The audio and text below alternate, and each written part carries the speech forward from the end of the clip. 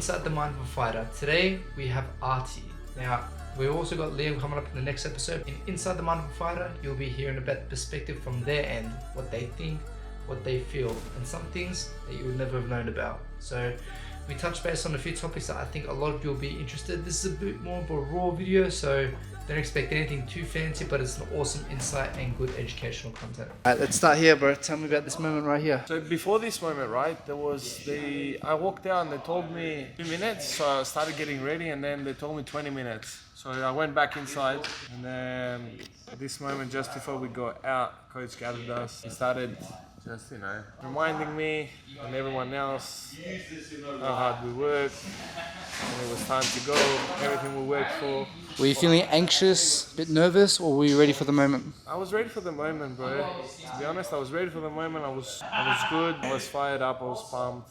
When you're walking out here, can you see people's faces or are you tunnel visioned? I can see, like, for instance, if my vision goes to the crowd, I can see who I'm looking at. It's not, I looked at someone in the eyes, I don't know who it was.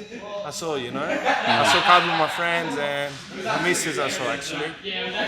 Could you hear her voice by any chance throughout your fight?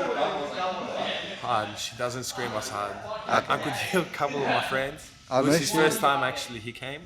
And I could pinpoint his voice. What was he saying to you? He was saying some crazy stuff. It's crazy, like, very bad. Like, kill him. Come on, you got this. But he was swearing a lot. It was nice. Now, was there anything that you didn't expect in your fight from your opponent? Anything I didn't expect? Or came as a bit of a shock? I'll be honest, I expected him to come out strong and be game to fight in every position, which he did, Especially in the first round, he gave no room. He gave everything and he took everything and gave everything, Like he didn't let me take anything from him, When you're fighting, as you're fighting, can you hear Nikos speak to you? Can you hear your coaches speak to you? Over the fights, fight by fight, I've been getting much better at that. And I can actually clear out their voices. So you used to not be able to hear them? Well, because of the wrestling matches, I think I've got a lot better. Wrestling competitions and just competing, But each fight, it gets more clear and clear. Like the crowd is cheering hard and stuff, but their voice is just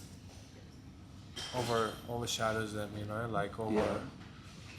Because you were the first one up out of the three boys, so out of the other two boys, did you feel a little bit of sense of pressure that you got to set the tone? Definitely I felt a bit of pressure, but because all camp I knew my fight, Nick's fight, Liam's fight, they were all hard fights, I think there was pressure always, but I knew I just had to go in there and fight, I just felt bad for my brother, man, because he had to walk out and cornered me, and he had a title fight, and I think it wasn't fair on him, I asked for him early in the camp to come out and corner me, and he agreed to it, but I told him, if you feel some sort of way, I don't want you to walk out, But he did, which I really appreciate, but I think it's not fair.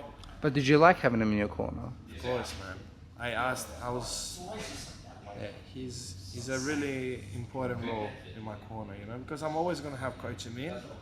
Like, he's always going to be there, but having my brother is also nice, because he goes through a lot of the fight camp with me, and he knows my style, and he knows when he can make me push. Has there ever been a fight where you haven't had your brother? Overseas ones, yeah. The ones at Gamma. Did you feel any different in that fight since he wasn't there? Nah. In those fights, we went with Liam, with no... And I went there, I was thinking I was going to lose in the first round, Yeah. Okay. Yeah, interesting, huh? Yeah, I haven't heard of that. What do you reckon attributed to that? Was it your preparation that you felt was poor? Nah, because when I went to the World Championships for wrestling, out of 40 countries or so, the first country I got matched was Russia. So, and they smashed me, And then the second match out was against France, but he was a Russian guy as well. So I was a bit. Last time I was thinking to myself, last time I went to a World Championship, I versed the toughest country, But it was different, MMA. And the first country I had was Belarus. I don't know that one. Belarus is literally next to Russia, Ah, okay. So I was skeptical, but I saw him how he warmed up. He was using the skipping rope to warm up. he didn't have much cauliflower, so I was like, he's a striker. Submitting him. Nice. One flew. Oh, no shit. That's a good He was one. holding on the choke. I was like, I'm gonna take it. Nice. Now, in this fight here, when you're in the corner, can you actually absorb the information that that they're giving you, or do you feel like it's all too much? No, I'm absorbing everything, and when something is too much, I take it in. You know, I take in only whatever clicks in the brain. I'm not trying to force information into myself. What were they telling you in the last round? They were telling me I have to go, I have to put the pressure on, and I have to go. They didn't specify I have to get a finish or I have to put the pressure on, you know. The only thing I would say was at the start of each round, I could see my opponent's face, and that was giving me a bit more hope, like that I'm feeling good. I've got more in the gas tank, you know. Did you feel like his body language was depleting? His gradually? body language was depleting, and his like facial expressions and stuff. But his, I don't know, his pride or his fighter spirit was pushing until the end. Quick question, was this the part where you said that you saw black? Like, was it around this part? No. Or was it around before? No, it was the round before. We skipped the triangle. The triangle one, yeah. Okay, so second round, end of second round, took Brody down, and I went to ground and pound, and I missed the right elbow, and then he controlled my left arm, and he caught me in a triangle. And I was very slow to react, and the triangle was deep, and I started to panic. But I heard my corner say 30 seconds, and I was like, I've got 30 seconds to survive a triangle. But then 1 second later, Josh goes 20 seconds. Yeah. So I'm like, okay, it wasn't 30 seconds, it was 20 seconds, you know? Yeah. So like, I can do this. So I was fighting in there. I was fighting, and there was one moment you can see my eyes are closed.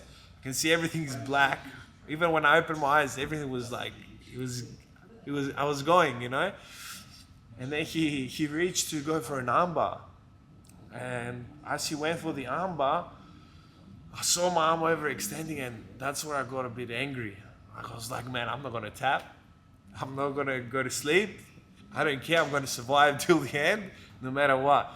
And he was trying his hardest, I believe, to pop the arm and then to squeeze the triangle.